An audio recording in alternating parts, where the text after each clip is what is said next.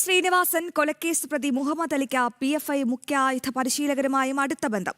ശ്രീനിവാസൻ കൊലപാതക ഗൂഢാലോചനയിൽ പങ്കാളിയായ മുഹമ്മദ് അലി കൊലയാളികൾക്ക് താവളമൊരുക്കിയെന്നും NIA കണ്ടെത്തിയിട്ടുണ്ട്. പ്രതിയെ കസ്റ്റഡിയിൽ ചോദ്യം ചെയ്യാനൊരുങ്ങുകയാണ് ദേശീയ അന്വേഷണ ഏജൻസി.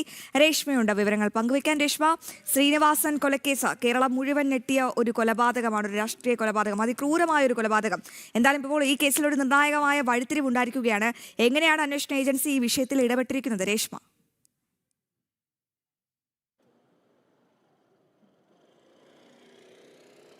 അശ്വതി, അമൽ, മുഹമ്മദ് അലിയെ പിടിച്ചത് കഴിഞ്ഞ വ്യാഴാഴ്ച രാവിലെയാണ്. ഡൽഹി വിമാനത്താവളത്തിൽ റിയാദിൽ നിന്ന് എത്തിയ സമയത്തായിരുന്നു NIA അന്വേഷണ സംഘം മുഹമ്മദ് അലിയെ അറസ്റ്റ് ചെയ്യുന്നത്. നേരത്തെ സൗദി അറേബ്യയിൽ 4 വർഷത്തോളമായിട്ട് ഇയാൾ ഒളിവിൽ കഴിയുകയായിരുന്നു. ഇന്റർപോൾ അടക്കം റെഡ് കോർണർ നോട്ടീസ് പുറപ്പെടുവിക്കുകയും ചെയ്തിരുന്നു. ഈ ശ്രീനിവാസൻ വധക്കേസിലെ ഗൂഢാലോചനയിൽ പങ്കെടുത്ത ഒരു വ്യക്തിയാണ്, ഈ PFI ഭീകരനാണ് ഈ പറയുന്ന മുഹമ്മദ് അലി. മാത്രമല്ല, മുഹമ്മദ് അലിക്ക് PFIയുടെ മുഖ്യ ആയുധ പരിശീലകരുമായി അടുത്ത ബന്ധമുണ്ട് എന്ന് NIA കണ്ടെത്തുകയും ചെയ്തിട്ടുണ്ട്. പ്രാഥമികമായിട്ടുള്ള ചോദ്യം ചെയ്യൽ മാത്രമേ പൂർത്തീകരിച്ചിട്ടുള്ളൂ.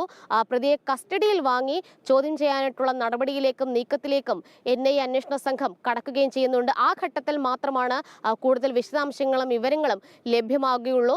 ഈ മുഖ്യ ആയുധ പരിശീലകരൊക്കെ തന്നെ നേരത്തെ NIAയുടെ കസ്റ്റഡിയിൽ ആയിരുന്നു. അവർ പലരും കീഴടങ്ങുകയാണ് ചെയ്തത്. അയൂബ് ഉൾപ്പെടെയുള്ള ആളുകൾ NIAക്ക് മുന്നിൽ കീഴടങ്ങുക ചെയ്തിരുന്നു. അതിനിടയിൽ തന്നെയാണ് ഈ പറയുന്ന മുഹമ്മദ് അലിയെ NIA അന്വേഷണ സംഘം പിടികൂടിയിട്ടുള്ളത്. NIA കണ്ടെത്തിയിട്ടുള്ളത് ഈ ആസൂത്രണത്തിന് പുറമെ, അതായത് ഗൂഢാലോചനയ്ക്ക് പുറമെ ഈ കൊലയാളികൾക്ക് താവളമൊരുക്കാനായിട്ടുള്ള എല്ലാവിധ സഹായവും മുഹമ്മദ് അലി ചെയ്തു എന്നുള്ളതാണ് NIA അന്വേഷണ സംഘം കണ്ടെത്തിയിട്ടുള്ളത്. വിശദമായിട്ട് ചോദ്യം ചെയ്യുന്ന വേളയിൽ ആരൊക്കെയാണ് പ്രാദേശിക തലത്തിൽ ഈ പറയുന്ന മറ്റ് ആളുകൾ ആരെങ്കിലും ഈ കൊലയാളികൾക്ക് സഹായം ഒരുക്കിയിട്ടുണ്ടോ, ഇതുൾപ്പെടെയുള്ള കാര്യങ്ങളിൽ വ്യക്തത വരികയുള്ളൂ.